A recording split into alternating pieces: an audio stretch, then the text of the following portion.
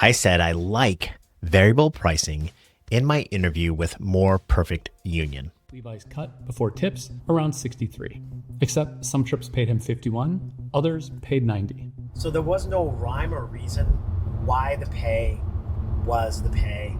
Not even surge pricing. The swings didn't immediately map to anything he could see. I love efficiency. I enjoy variable pricing. I don't think it's a horribly immoral type of thing. Levi was just trying to figure out which rides to accept, and he ended up stumbling on something bigger. And commenters had opinions, but I don't think they understood what I meant. Hi, my name is Levi Spires. This is the Tip You in the App Daily Drive podcast. Still here, still surging.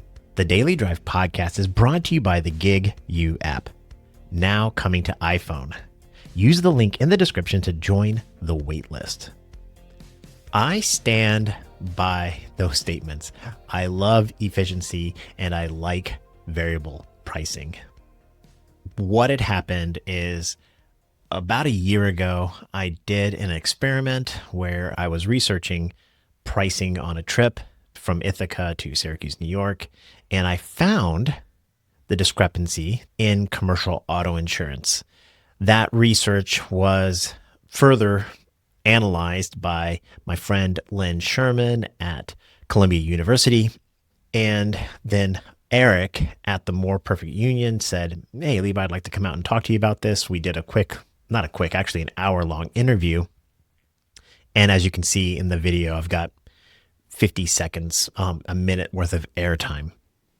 And in that minute of airtime, I made that comment. I like variable pricing. But I'm sure I probably explained a lot more, and that's what I want to do in this video because I think you might also appreciate variable dynamic pricing. Let's get into it. Okay, how much does a 12-ounce can of beer cost? It depends. Let's pretend for a second we're talking about Bud Light. And I say, well, how much would you pay for a 12-ounce can of beer? And it still depends.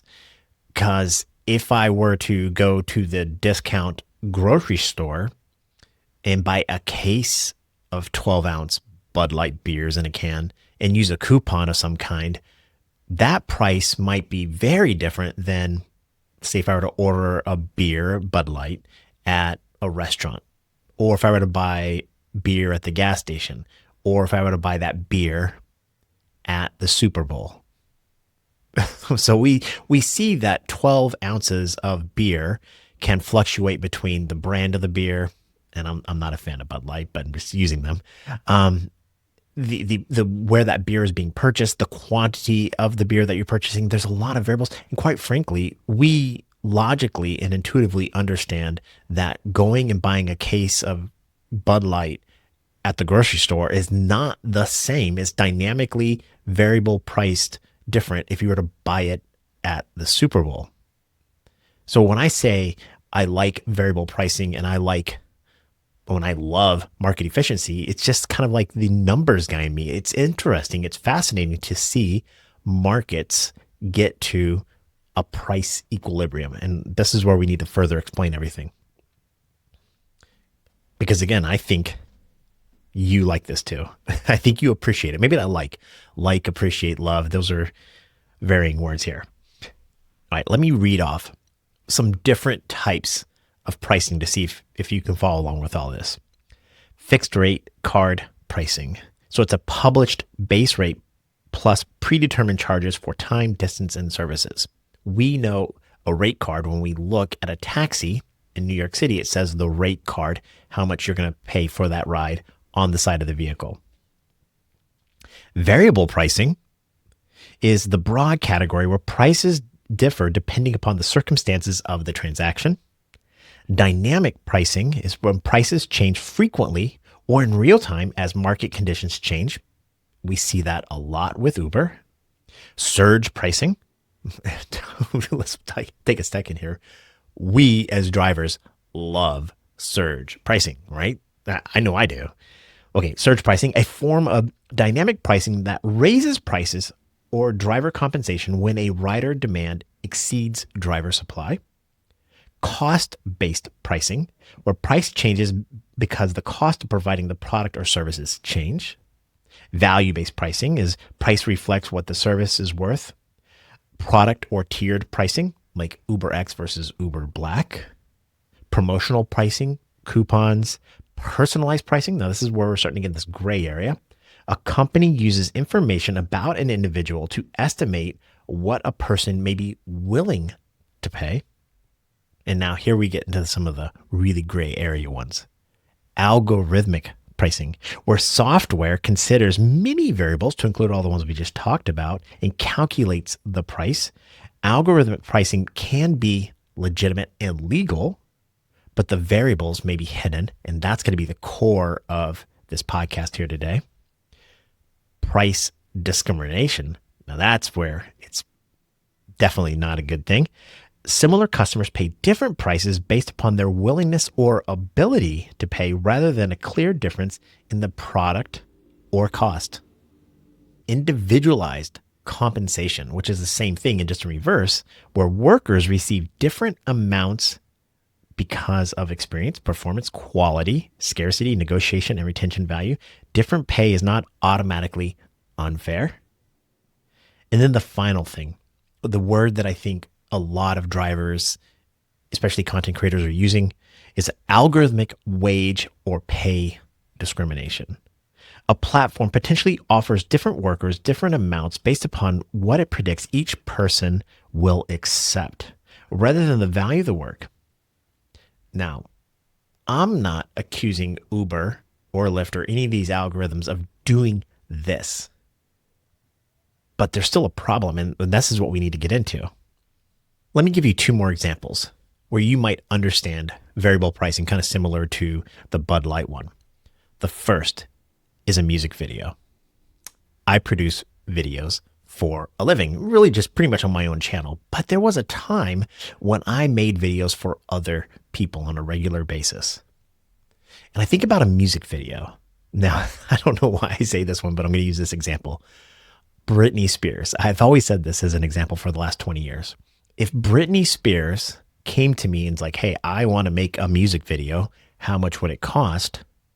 Well, I would probably charge her, I don't know, $50,000, $100,000 because of the value of the music video, the quality of my work. It's kind of like, how much does a painting cost? How much does it? Well, it means a lot to Britney Spears, and she's going to make a lot of money off of that music video. So I'm going to charge a higher price as compared to a music video I made on Monday. I think it was Monday. Maybe it was Tuesday. I made a music video on Monday or Tuesday when my granddaughter, who is 7, said, Grandpa, can you make a music video of me? She wants to be on Kids Pop. And so I said, sure, of course, I will make a music video. So for about 2 or 3 hours, I walked off my granddaughter and recorded her singing her songs. And I made a music video for the family group chat. That video doesn't exist anywhere, but in the family group chat. Maybe one day if she's famous, that video will come back and haunt her. But $100,000 for Britney Spears, free for my daughter.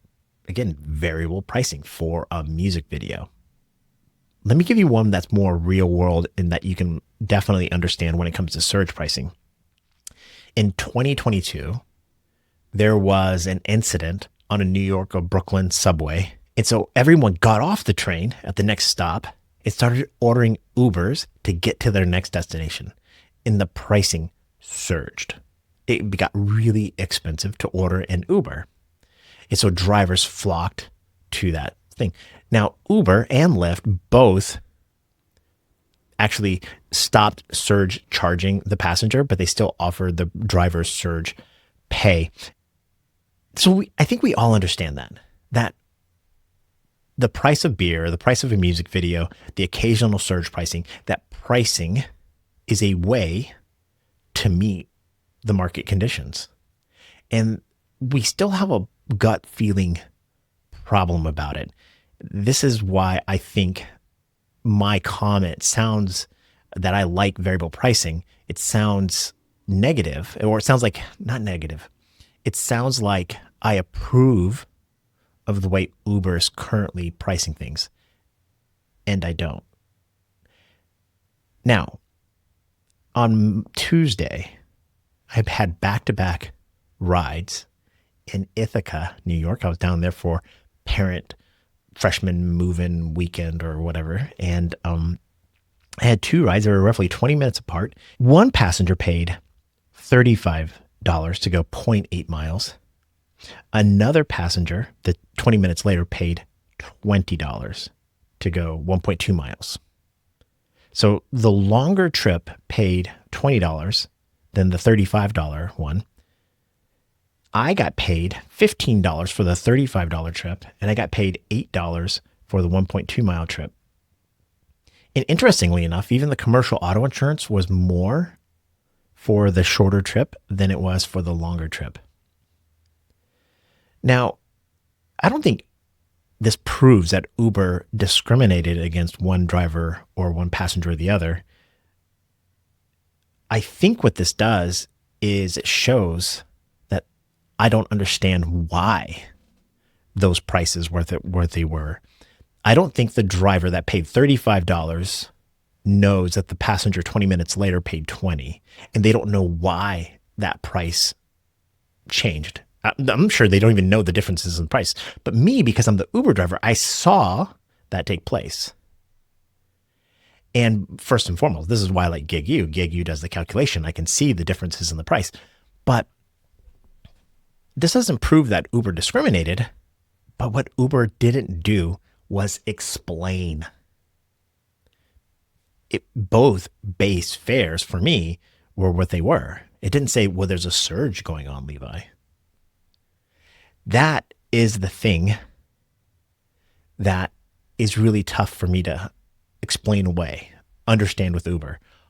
Right now, today, I just see random prices. We haven't had a surge in Syracuse in, I think the last time we had a surge in I say Syracuse, the general area, since the Chris Brown Usher concert a month or two ago. I don't know how long ago it was, but whatever it was, that was the last time we've seen a surge. And now all we have are these heat maps with like time to pick up rides.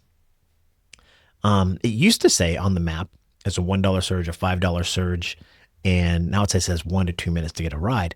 But the price variability is still there. We're still seeing what I assume was a surge with that one passenger that paid $35 versus the passenger that paid $20. Even $20 is really expensive. I think the normal minimum fare is like $12 in the city of Ithaca to go a mile. So it's just not explained. That's the thing we need to get into. Not showing a surge on the map, if there is a surge for drivers, or not explaining a surge in the pricing. And again, I don't know how or what Uber did to explain the pricing to the passenger. I don't know that. I can only see the numbers. But for me, I did not, and I have not seen a surge price on the map. So it just says you're going to get, for $15 for this trip. And this other trip, you're going to get $8. There's no explanation behind it. And I think this causes what I think is a loss of driver agency to some extent. The app does not clearly tell me when and where to work. With the surge map, it gave me dollar amounts to have more information. But with these time-based heat maps, it's kind of not relevant. In fact, I can be in a zone where there's no heat map and still get rides. So it's like the difference between getting a ride every 1 to 2 minutes or 1 to 17 minutes, this doesn't matter to a driver to help us make better decisions. So my current strategy over the last few months or a few weeks, or since we've really haven't had any surges, is to park, wait, decline offers, and hope that the next unexplained ride, the next unexplained number, meets my requirements. That's why it feels like a slot machine. See, if transparency meant here's how and why you could make more money, Levi, as an Uber driver, if Uber explained things to me, Levi, do these things and you will make more money, then I can make those decisions. But right now, it feels arbitrary, random. It feels like a slot machine. I don't think Uber needs to explain their source code. I don't think it owes me or anybody those type of details. But in any type of working relationship, whether I'm a contractor or an employee or any type of relationship, the goal of me doing the work is to maximize my revenue, my profitability. And if I were to actually have an employer-employee relationship with anybody, they typically say, okay, here's your performance review. Next year, if you want to make more money, here's how you hit the bonus. Here's how you make more money. You want that quarter per hour pay raise. Here to do these type of things. Uber, Lyft, DoorDash, these algorithms don't really do that. They might offer bonuses every now and then. And I think surge pricing was the one thing that we could look at a map and go, that means I need to go there.